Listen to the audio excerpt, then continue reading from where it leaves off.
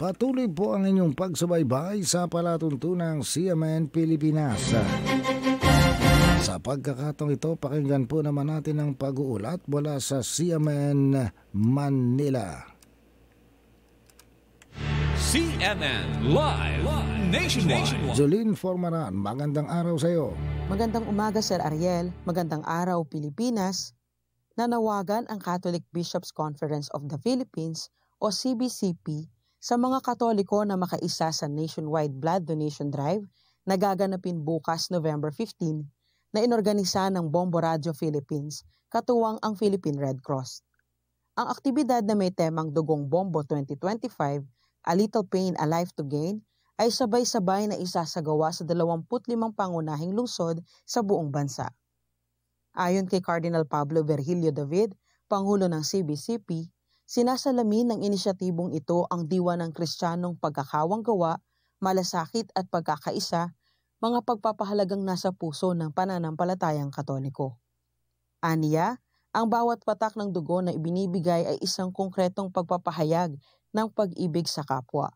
Ito ay napapanahong pagpapahayag ng pag-asa at kabutihang loob, dagdag pa ng kardinal. Hinikayat ng CBCP ang mga dioceses, parokya at mga institusyong Katoliko na itaguyod ang nasabing aktibidad sa pamamagitan ng pag-anyaya sa mga parokyano na mag-donate ng dugo o ipalaganap ang advokasya. Para sa mga nais makibahagi o magparehistro, maaaring makipag-ugnayan o bumisita sa pinakamalapit na AM at FM station ng Bombo Radio. Samantala, iginiit ng Caritas Philippines na hindi sila kasali at hindi nila isinusulong ang anumang rally o public gathering na gaganapin umano sa Nobyembre 16 hanggang Nobyembre 18. Nilinaw din ng Sangguniang Laiko ng Pilipinas na hindi kasali ang mga laikong Katoliko sa rally na nakatakda sa nasabing petsa.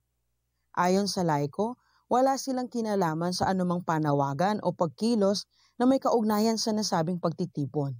Binigyan diin ng grupo na mananatili itong tapat sa adhikain ng Simbahang Katolika na isulong ang kapayapaan, pagkakaisa at pagtalima sa tamang proseso ng katarungan sa lipunan. Kasabay nito, muling ipinaalala ng laiko ang mensahe ni CBCP President at Caloocan Bishop Pablo Virgilio Cardinal David noong Nobyembre 5, na nanawagan ng mapayapang pagkilos, pagkakaisa at pagtalima sa batas.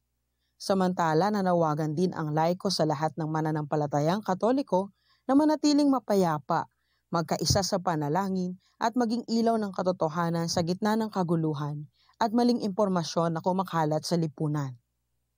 Mula rito sa CMN Manila, ako si Jolene Formaran, nag-uulat live para sa CMN Pilipinas. CNN Live Nationwide. Maraming salamat, Jolene Formaran, mula po naman sa CMN Manila.